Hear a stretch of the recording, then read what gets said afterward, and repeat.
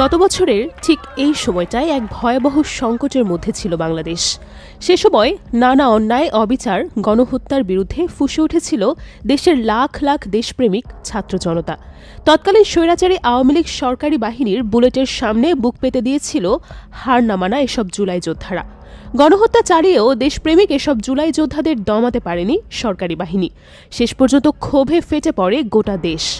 কোনো কুলকিনারা না পেয়ে ঘটিপাটা গুটিয়ে দেশ ছেড়ে ভারতে পালাতে বাধ্য হয় তৎকালীন স্বৈরাচারী প্রধানমন্ত্রী শেখ হাসিনা। এরপর থেকেই হাসিনাকে সরকারি ব্যবস্থাপনায় আশ্রয় দিয়েছে ভারত।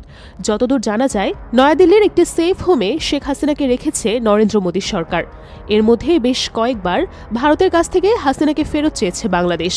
তবে হাসিনাকে ফেরত দেওয়া নিয়ে কোনো টুস শব্দ পর্যন্ত করেনি ভারত। সোমবার ২৪-এর অভ্যুত্থানে মানবতাবিরোধী অপরাধের ঘটনায় শেখ হাসিনাকে মৃত্যুদণ্ডের রায় দিয়েছেন আন্তর্জাতিক অপরাধ ট্রাইব্যুনাল। সে রায় ঘোষণার প্রায় ৩ ঘণ্টা পর খুব কৌশলী প্রতিক্রিয়ায় জানিয়েছে হাসিনাকে আশ্রয় দেওয়া ভারত। সোমবার সন্ধ্যায় এক্স হ্যান্ডেলে প্রকাশিত এক বিবৃতিতে ভারতের পররাষ্ট্র মন্ত্রণালয়ের মুখপাত্র রণধীর জয়সওয়াল বলেন, আন্তর্জাতিক অপরাধ ট্রাইব্যুনালে শেখ হাসিনাকে নিয়ে যে রায় ঘোষণা করা হয়েছে ভারত সেটি লক্ষ্য করেছে।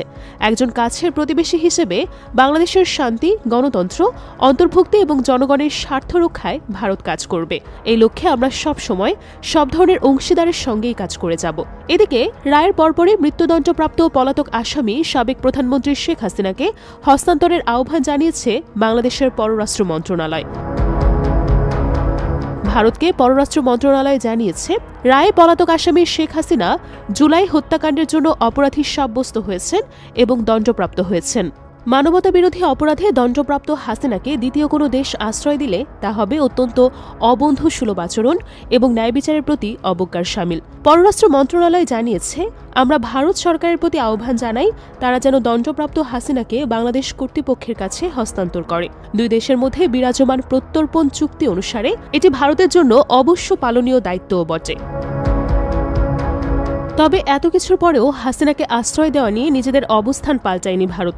দেশটির শীর্ষস্থানীয় কর্মকর্তারা বিবিসিকে আভাস দিয়েছেন যে এই রায়ের ফলে শেখ হাসিনাকে নিয়ে দিল্লির অবস্থান আদৌ বদলাচ্ছে না।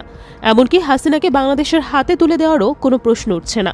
শেখ হাসিনা যেদিন থেকে ভারতে পা রেখেছেন সেদিন থেকে তাকে আশ্রয় বা আতিথেয়তা দেওয়া নিয়ে ভারতের অবস্থান অবিকল একই রকম আছে। ভারতের শীর্ষ কর্মকর্তারা বিবিসিকে আভাস দিয়েছেন যে একটি বিশেষ পরিস্থিতিতে বাংলাদেশের সাবেক প্রধানমন্ত্রীর সুরক্ষা ও নিরাপত্তার কথা ভেবে তাকে ভারতে সাময়িক আশ্রয় দেওয়া হয়েছে, এর বেশি কিছুই না।